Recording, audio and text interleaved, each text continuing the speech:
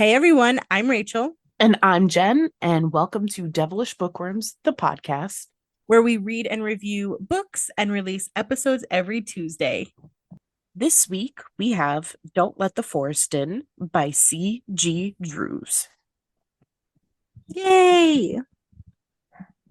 Andrew and Dove Perrault are ready to begin their new year as seniors at Wickwood Academy.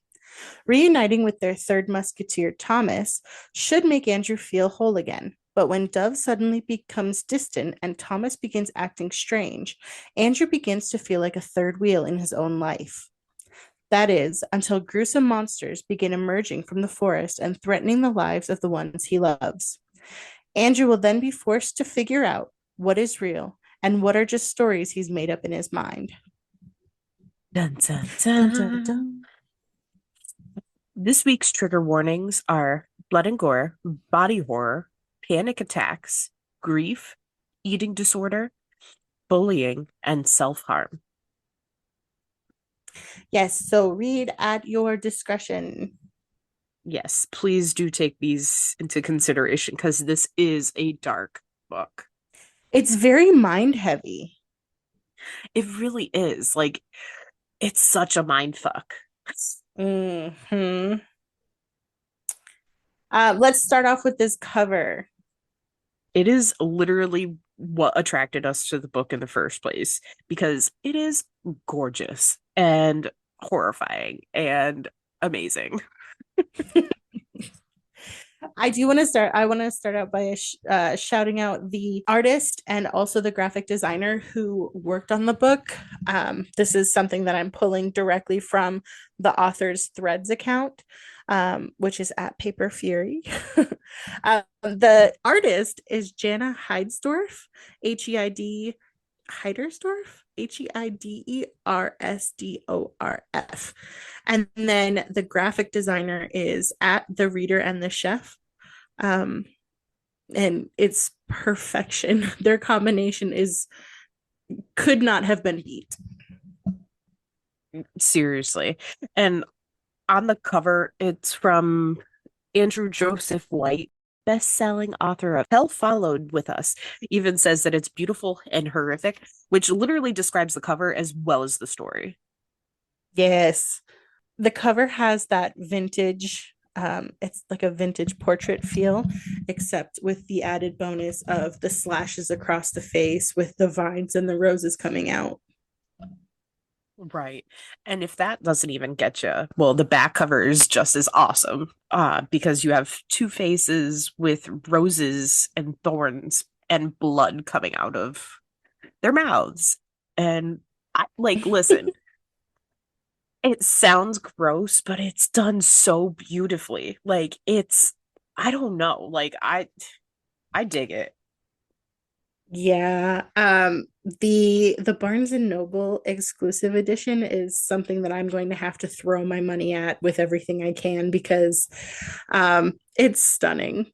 It's hardcover and the edges are this deep like forest green, like hunter green, and on the inside is like the inside cover is the rose vines. My brain is just not working. You know what? It's because my brain can't comprehend the awesome. Um, I can and dig then that. there's also a picture in the there's also a picture on the inside that is an illustration and it says from the notebooks of Andrew Perrault and it's like handwritten and then there's like pictures of the monsters and oh man, I need this. So I did get the hardcover. Like it's not the special edition, which I really, really, really, really want now. Um, but literally just the pages themselves are kind of like splattered with blood on there. And then there's certain pages where you actually do get the illustrations that, would go with the monsters that are being told in this story. And I am so glad that I bought this book. Like without even reading it, I'm so glad I bought it. Yeah, it's definitely one that needs to be on the shelf for sure. Even though it's a young adult, but it didn't it was so it's a YA and I like reading YA, and I have no problem with people reading YA, but I feel like sometimes um it like the writing feels YA. This writing, the author did not like talk down to anyone. It nothing was dumbed down. The writing was rich and earthy and gorgeous, and I literally could not get enough of it. Listen, Rachel was reading something else and she's like, I'll get to the book. And then I was like, no, but click, here's a picture of the first page. Read this and tell me you want to keep going with that other book.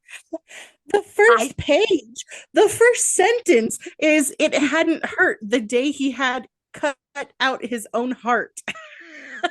bro, in my opinion, that line is as gold as the what was it? The Marleys were dead. And Oh, that mm-hmm. that one liner, that was enough to get me to like keep reading the Christmas Carol. This was enough to get me to like fully deep dive into this book, like Mm-hmm. without hesitation. I was like, oh shit. Yeah, before we jump into like the meat of the story, I do want to shout out the dedication, which is so on point. It's so on brand for the cover, the story, this whole like gothic horror vibe. The dedication is for the monsters in your head, Mhm. and that was fantastic. Yeah, and you hit the nail right on the head. It really goes with the theme of this book. uh, it's funny because yeah, when I was reading the other book and I was like, oh, I'll get to this one, you like texted me and you're like, you're gonna love it, you're gonna love it, you need to just start reading it. And you were right. I knew I was because with how quickly I was enraptured by just the beautiful way that they wrote, but the melancholy way that they wrote too. Like I was just like, Mhm. ooh, this is gonna be good. Like I got chills just from like just starting out the book. By Are the they end, multiplying? yes. And I'm losing all control.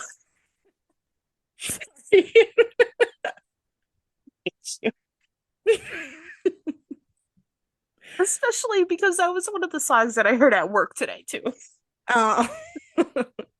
Better shape up to. Sorry. Okay. Anyways, but yeah, this book just caught me like full on. Well, and you know what's crazy? So in the somehow with the author's writing style, like they did such a good job. Like in just the first chapter, we're totally invested in the characters. Like it was the writing style was so good that we don't have to have seen the characters together beforehand to know how deep their connection is. Like normally I'll say, well, we're not invested in the characters because we don't care. You know what I mean? Like we didn't see them together. We don't know their dynamics or whatever. But because of the way the author wrote this book, like how beautifully done it was, we didn't need that. In fact, when we do see them together, it just reinforces the relationship that we know that they have because of the angst and the longing and the hurt that the main character is going through.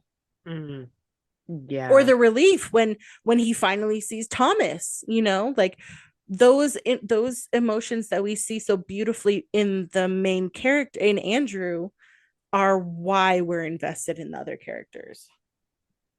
Facts, absolute facts. And I think you again like hit it straight on because of the fact that like last week we couldn't care about the characters because we hadn't seen them together, but Mm-hmm. CG Drews gave us just enough to make sure we were invested without needing all the backstory. The part that I love that they did was they still tied it up in a neat little bow. We got all the information that we needed afterwards, even if we didn't need it. And it was At the beautiful. end, Yes. ooh, I would contest that. I would disagree that we did not get everything tied up in a bow because I think that at the end, we still don't know what's real and what's not. Well, there's still a piece of like the puzzle that we're missing, but at the same time, I'm content enough with how, Ooh, yeah. And you never hear me say this. no. I'm content enough to know the ending of the story might not even be the ending of the story, but at the same time, like I have enough information to just be content. I'm fine. I'm so happy with how it like, yeah, you'll never hear me say that again. Guaranteed. And this book has some twists and some turns, and you really don't know what's coming.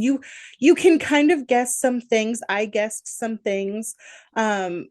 I feel like now at this point, me and Jen, we just kind of like, I'll send her a text message and be like, by the way, I think this, and this happened. So keep note of that.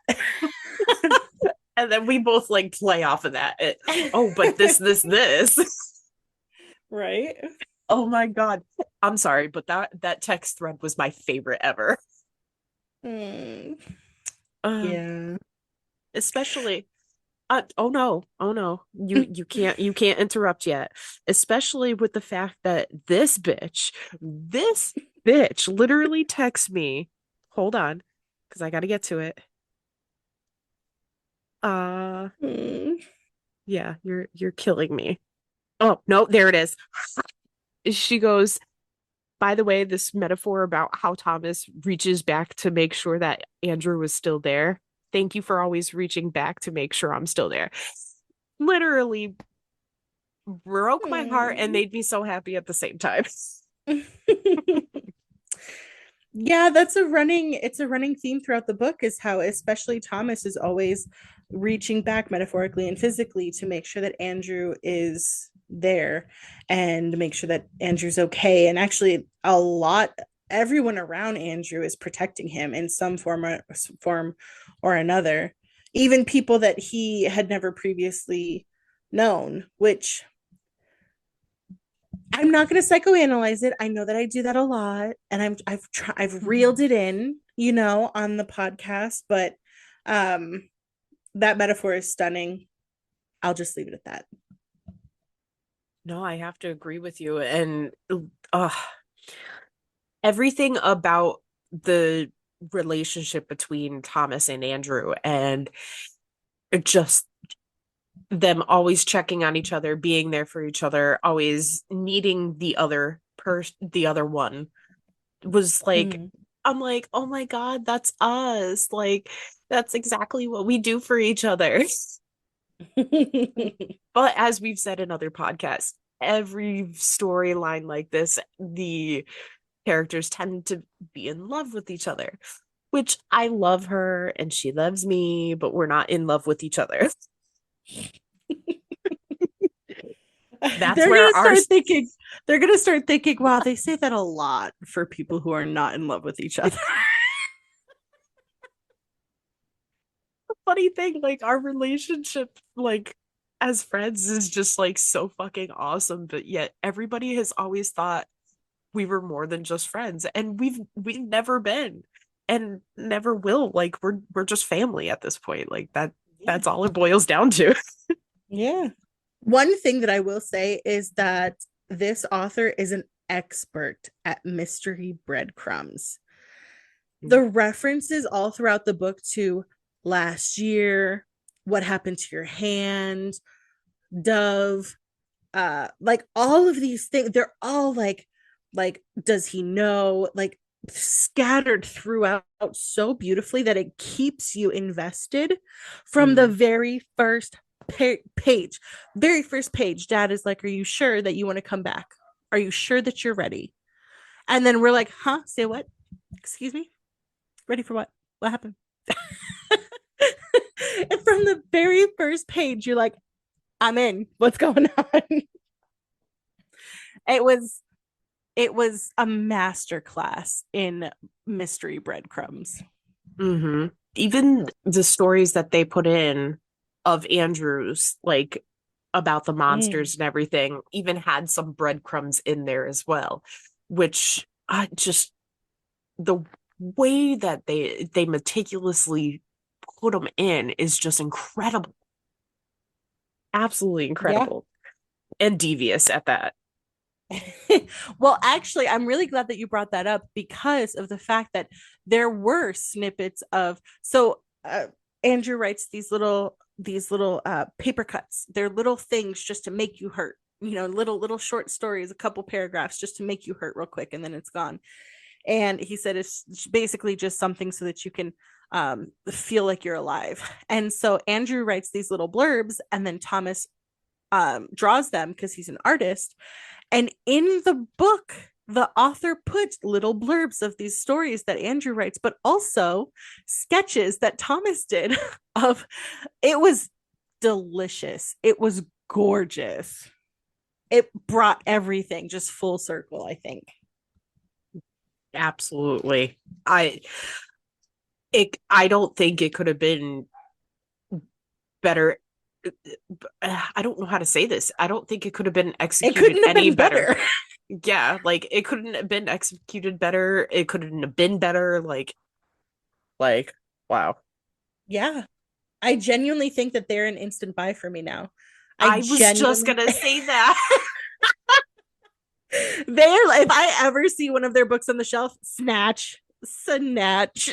Well, the fact that this is just the first in the monster series is got me like, ooh, it got me freaking all excited. Mm-hmm. So excited. I do. Listen, I have to mention the Tim Tams. Oh my God. Have you ever had a Tim Tam? No. Oh my God. Listen, it's described perfectly in the book. It's literally like two little wafer cookies with some chocolate filling in the middle and then like coated with chocolate. They're so effing good.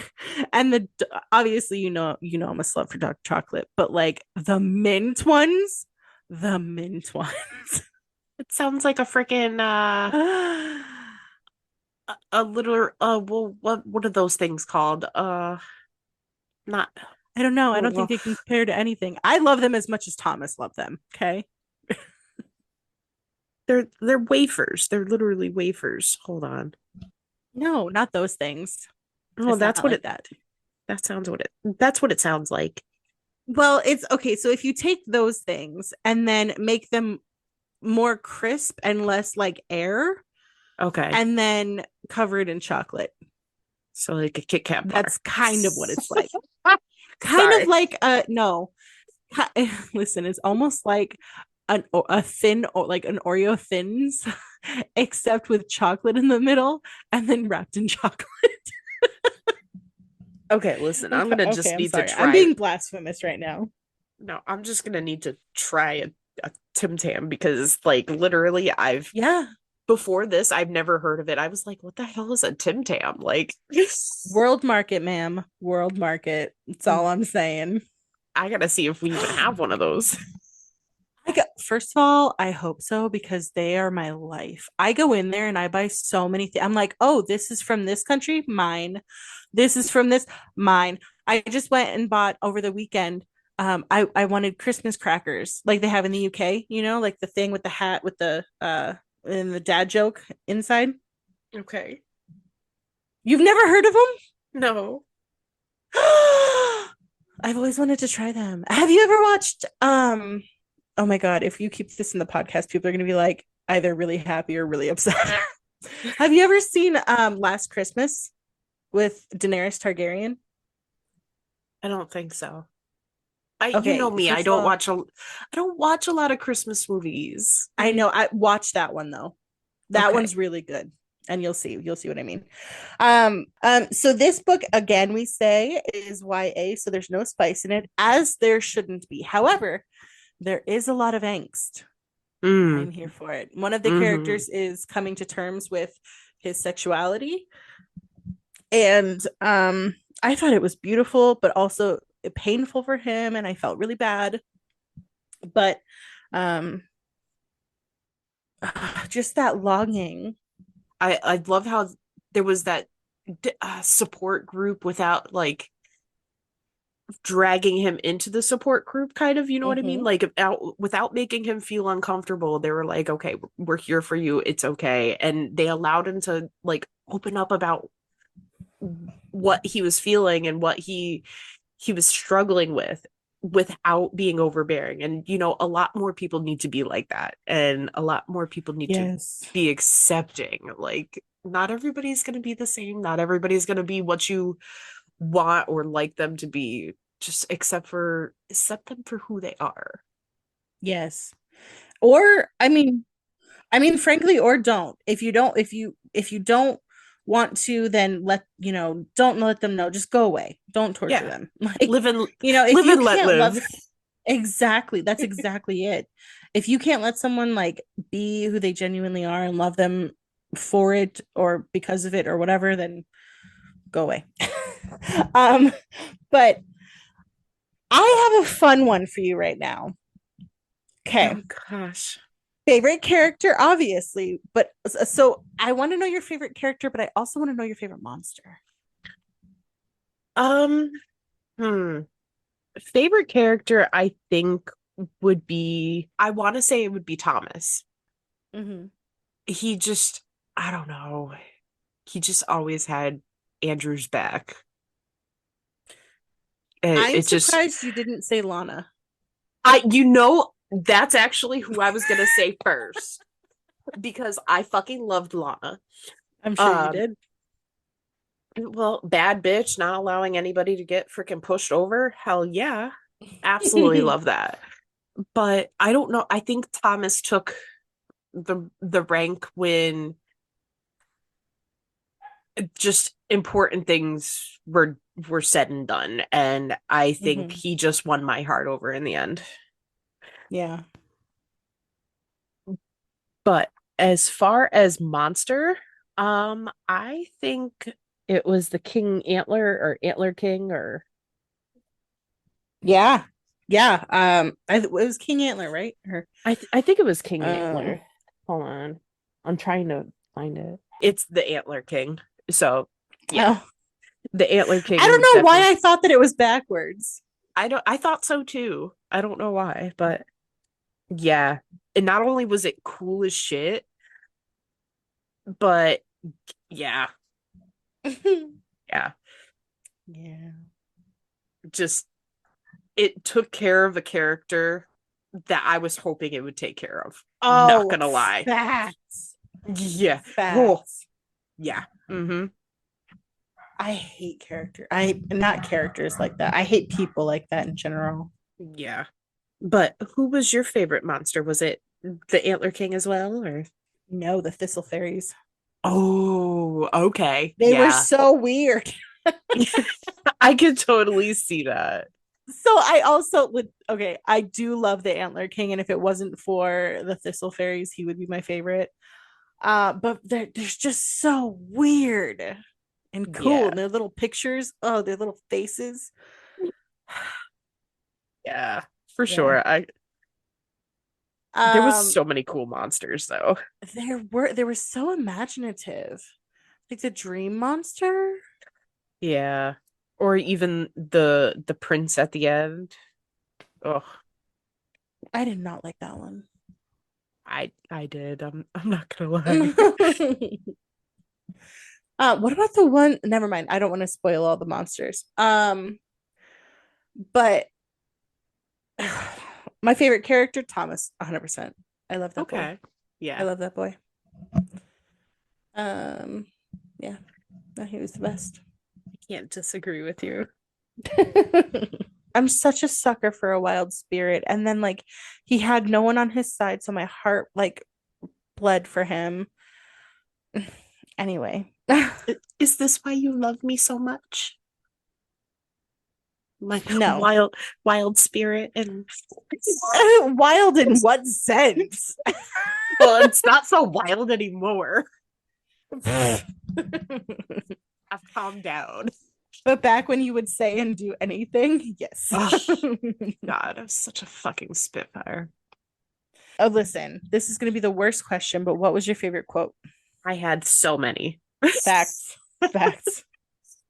But I let's see. Hold on. I have One, 10, two, 11, three. 16, 17. So I 20, only 21, 22.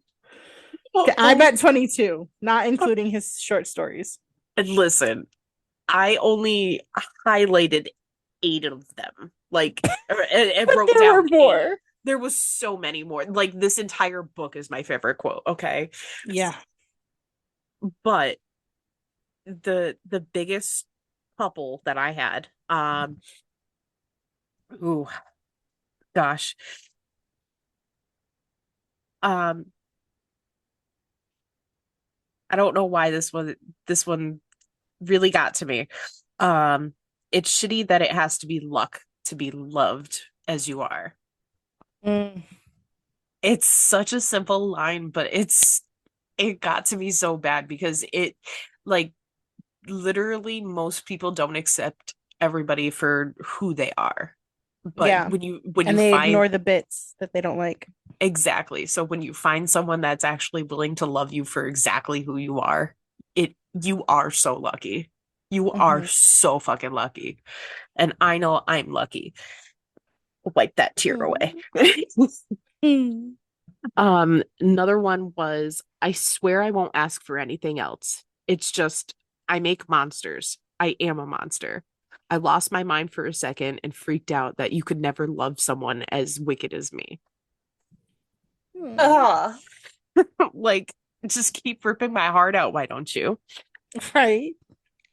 But then we keep going, with, I don't care how dark the world is for you. I'll hold out my hand until you find it, and I won't let go.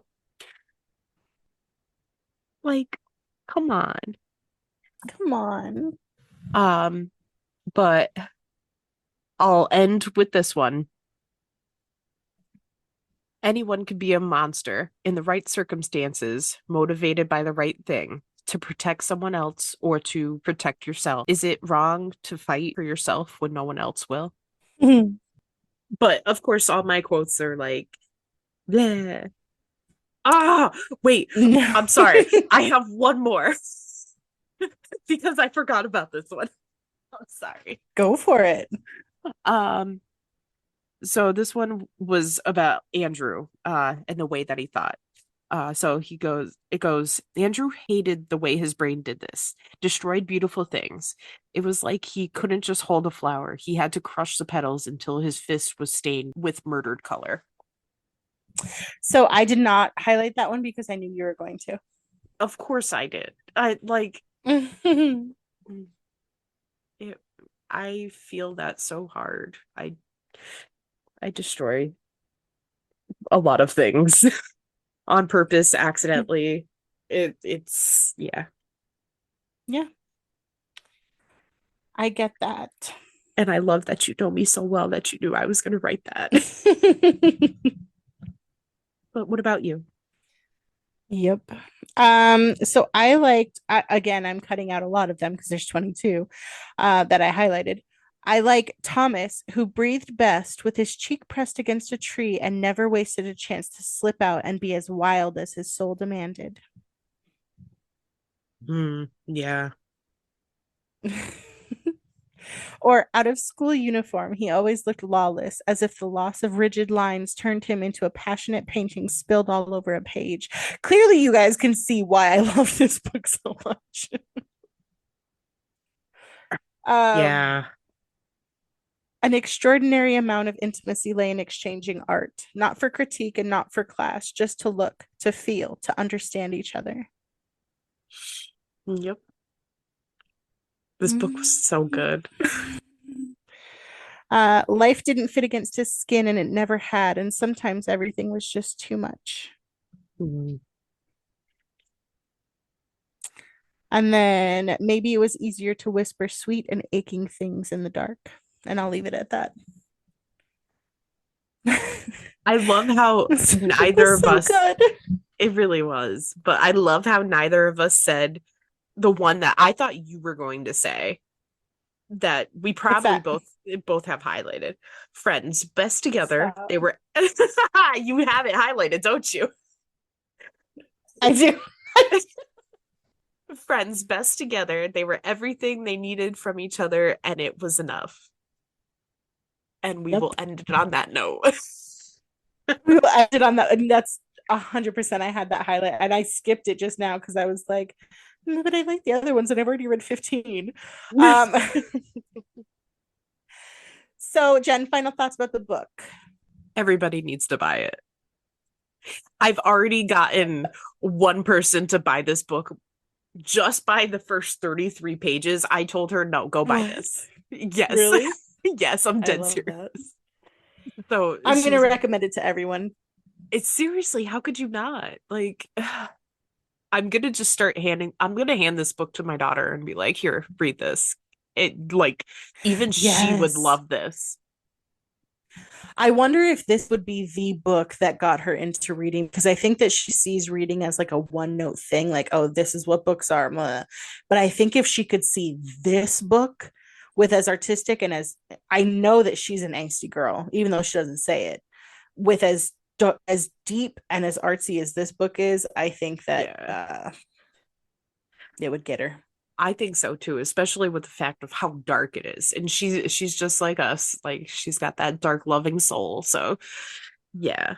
Yeah, it's just intense, man. It is. So everybody go buy this. And Rachel, tell us about C.G. Drew's. Yes, Don't Let the Forest In is a New York Times bestseller, as well as a Barnes and Noble book club pick. It was written by C.G. Drews, who also wrote The Boy Who Steals Houses and will be releasing Hazelthorne next October, which was actually also the cover was illustrated by the same artist and is gorgeous. Links to their socials can be found on their website, cgdrews.com, which is a fantastic website. And literally, they have all of the socials. So go check them out. I know earlier I did say that on Threads and Instagram, they are at Paper Fury. So do it. Yes, please do. When I got to the end of this book, I literally I turned off my Kindle and I had to take a moment. And then like at the end, like there's an about the author section or like an author notes or whatever. And they were like, if you are now questioning your life, congratulations, the book worked. Or like this is what the book was for or whatever. I was like, I am so in. Yeah, definitely, definitely a good read. All right, Jen, what are we reading next week? So next week we are reading There Ought to Be Shadows by Chrissy K. Williams. Ooh, which of course is another what is it? Crow Oh, Quill and Crow. Quill and Crow. It's another Quill and Crow book. Which We can't just review all of their books. It's just happened to work out that way, but you know, if they wouldn't be so good sounding. Exactly. But you know, this next week's episode might be a little on the shorter side because it is a novella. Thank you so much for listening to another episode of Devilish Bookworms. If you want to chat with us, be sure to check us out on Threads, Instagram, Facebook, and TikTok. You can also find our podcast on YouTube and wherever else you listen to podcasts. We will see you next week. Bye. Bye.